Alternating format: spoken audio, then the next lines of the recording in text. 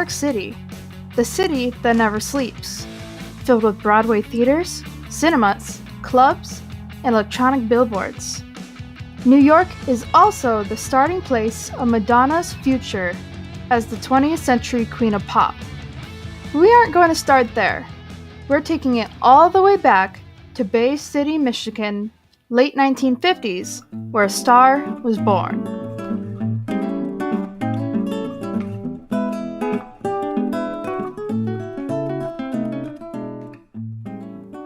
Madonna, original name Madonna Louise Chacon, was born to Catholic parents Madonna Louise (née Fortin) and Silvio Anthony Tony Chacon on August 16, 1958. Her father's parents were Italian immigrants, while her mother was of French-Canadian descent. Tony worked as an engineer designer for Chrysler and General Motors. Since Madonna had the same name as her mother, family members called her Little Nani. She has two elder brothers, Anthony and Martin, and three younger siblings, Paula, Christopher, and Melanie. Upon being confirmed in the Catholic Church in 1966, she adopted Veronica as a confirmation name. She was raised in the Detroit suburbs of Pontiac and Avon Township, now Rochester Hills. Her parents' strict observation of the Catholic faith played a large role in Madonna's childhood. She described her mother as a religious zealot and also explained that there were always priests and nuns in her house growing up. Many elements of Catholic practices, including her mother's statues of the Sacred Heart, the habits of the nuns at her Catholic elementary school, and the Catholic altar at which she and her family prayed daily, later became the subject of Madonna's most controversial works.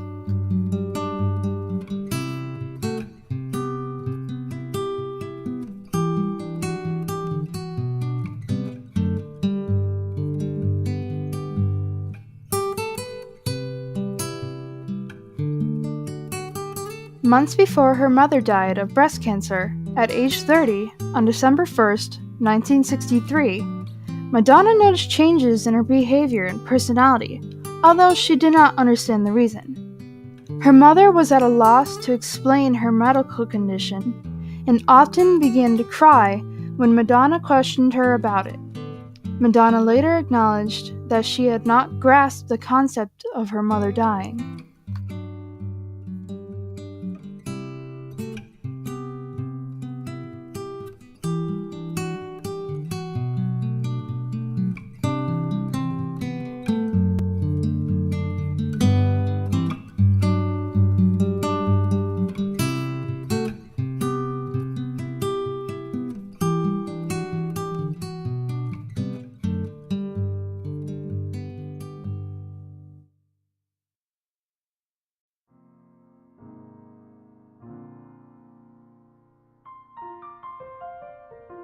In 1966, Madonna's father, Tony, married the family's housekeeper, Joan Gustafson. They had two children, Jennifer and Mario. Madonna resented her father for getting remarried and began rebelling against him, which strained their relationship for many years afterward.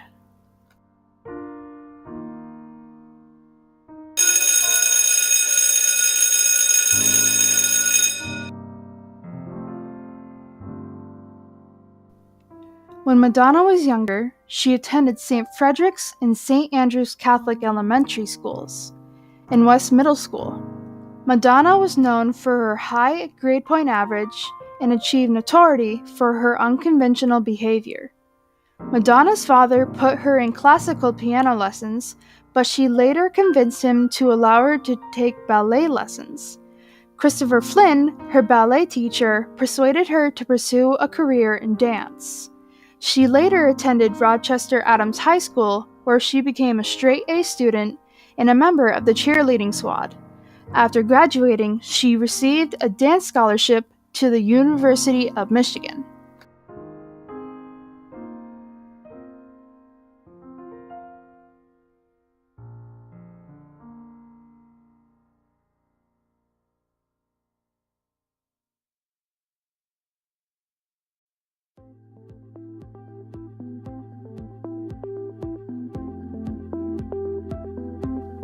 Moving forward a little bit in time, Madonna Louise Ciccone arrived in New York City in 1978 with just $35 in her pocket and told a taxi driver, "Take me to the center of everything."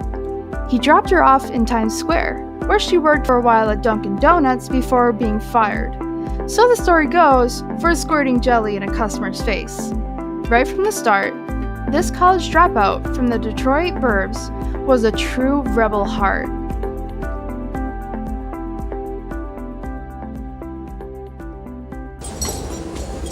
Hi, I'm Madonna, and this is New York. See the puddles? Isn't it wonderful? My home.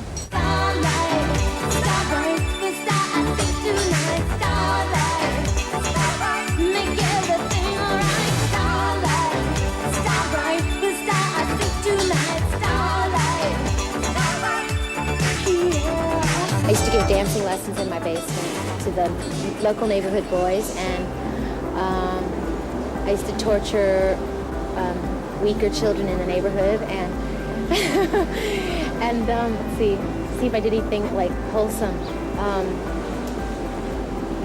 Well, you know, I used to put on plays and recitals for everyone. I was a real show-off. I used to get in front of the TV and pantomime, you know, the girls that were dancing and singing on the Lawrence Welk show. But I was just really a troublemaker. And I used to take dance lessons all the time, too.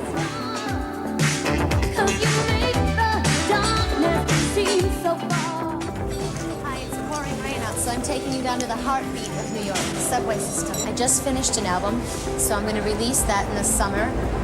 And then I'm going to be doing a lot of videos to go along with all the singles I'm going to be releasing off the album. I'll be planning a tour in the fall with a band. I think it'll be a world tour.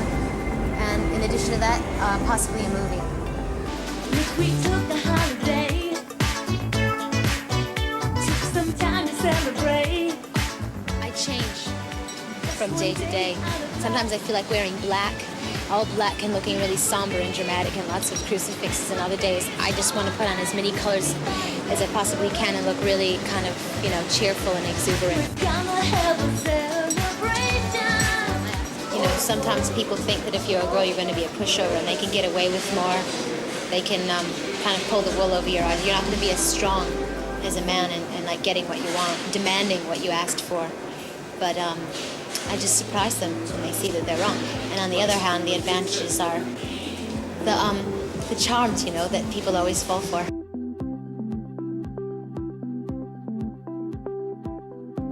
Madonna studied dance at the University of Michigan and with the Alvin Ailey American Dance Theater in New York City in the late 1970s before relocating briefly to Paris as a member of Patrick Hernandez's Disco Revue. Returning to New York City, she had performed with a number of rock groups before signing with Sire Records.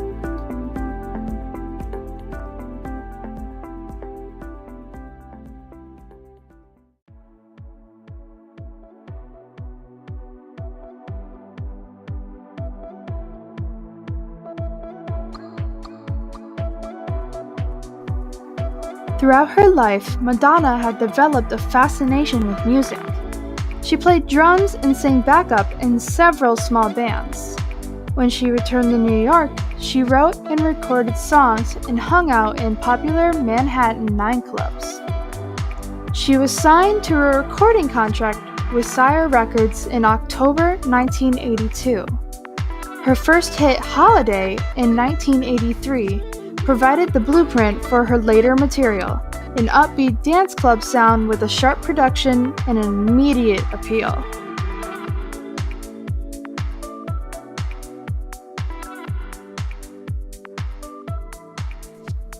Later on, Madonna married actor Sean Penn in 1985.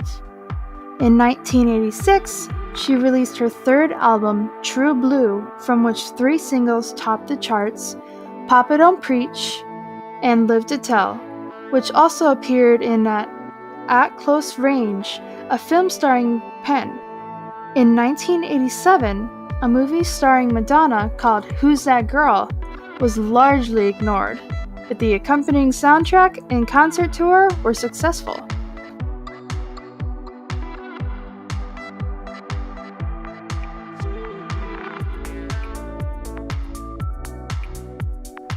Madonna's melodic pop incorporated catchy choruses, and her lyrics concerned love, sexuality, and relationships, ranging from the breezy innocence of True Blue, 1986, to the fantasies of Justify My Love in 1990, to the spirituality of later songs such as Ray of Light in 1998. Criticized by some as being limited in range, her sweet, girlish voice, nonetheless, was well suited to pop music.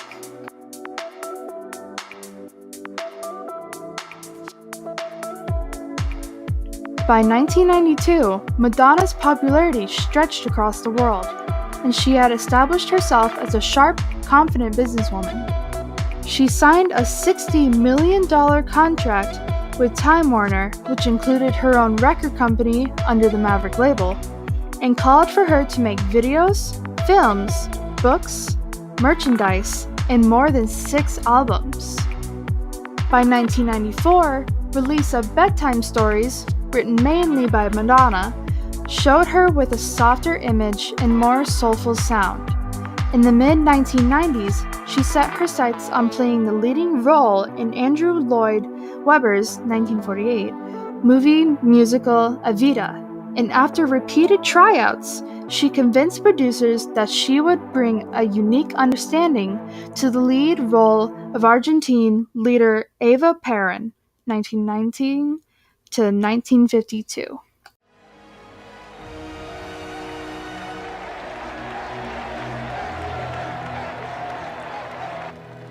Just listen to that, the voice of Argentina.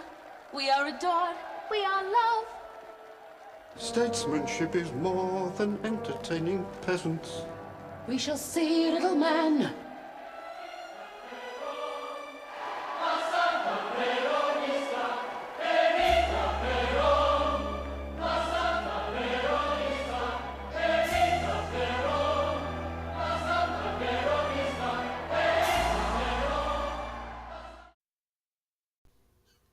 In her personal life, Madonna settled into a relationship with Carlos Leon, a personal trainer. In 1995, she released her second greatest hits album, Something to Remember. In 1996, Madonna gave birth to a girl named Lourdes Maria Chacon Leon, Lola for short. Madonna described the event to People magazine as the greatest miracle of her life. She even traded in her pink Hollywood mansion for a home in a low-key suburb of Los Angeles, California. Meanwhile, her determination to play the starring role in Evita paid off, although her performance received mixed reviews. In 1997, the song You Must Love Me from the film's soundtrack won the Academy Award for Best Song.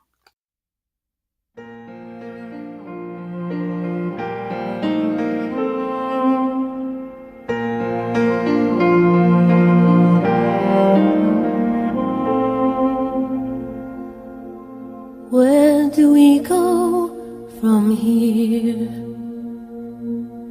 This isn't where we intended to be. We had it all. You believed in me. I believed in you. Certainties disappear. What do we do for our dream to survive? How do we keep all our passions alive as we used to do? Deep in my heart I'm concealing things that I'm longing to say, scared to confess what I'm feeling, frightened you'll slip away. You must love me.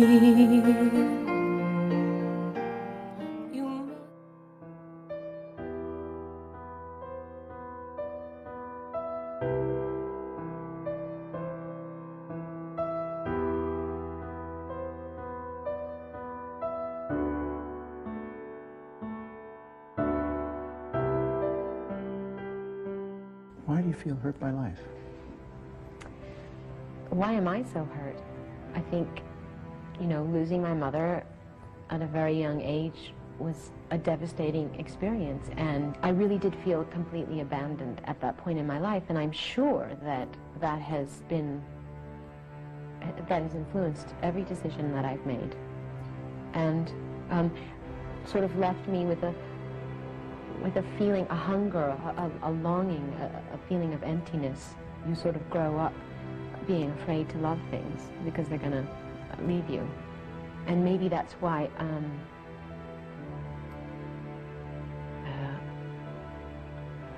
I overreact to things. I'm oversensitive to things because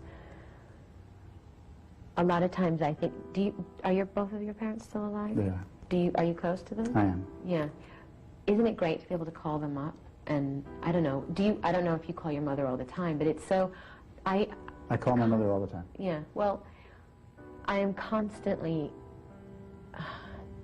in these situations where I'm completely frustrated and absolutely no one can come to my rescue and make me feel better. And I always say, God, I wish I had a mother that I could call. And I don't. What do you do with it? You're by yourself. Yes. Can you reach out to anybody? Well, yeah, I mean, I have incredible friends. Is there any place at all? Because this is important. This is important for a lot of people. Mm-hmm. Is there any place at all where you can go to feel safe? This is such a good question. And I think I should just cancel my shrink appointment. Is there any place I can go that's safe?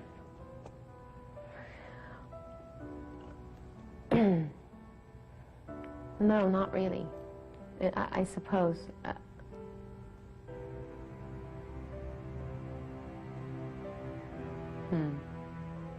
Well, that's not true.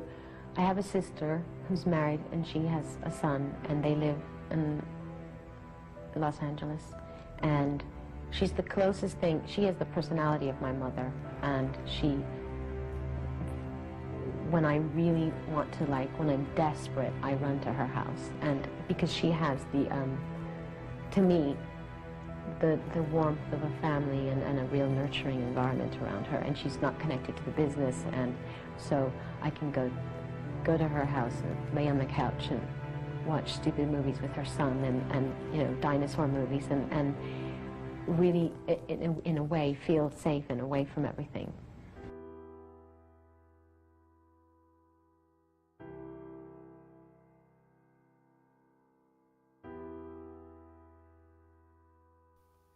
I do personally believe that Madonna's life would have completely changed if she would have had that mother figure, or, in general, had her mother in her life. She grew up without manners, she craved attention, she just wanted to be up in the front row and give that love that she never really got when her mother died. And she lost her mother at such a young age, and that honestly really affects a lot of people these days. And with cancer and everything, and she probably would have had her mother, had it been this day and age. We have so much technology and stuff to, fight cancer cells. And if, she had grown up with a mother, I think she probably wouldn't really have been in the music business at all. I don't think she would have gone into dance school, or she would have followed what her mother had or would give her, considering her mother's very religious. So I really do think that if she had had a mother, her life would have been completely different. We would have probably never known about Madonna, and that's the dramatic part.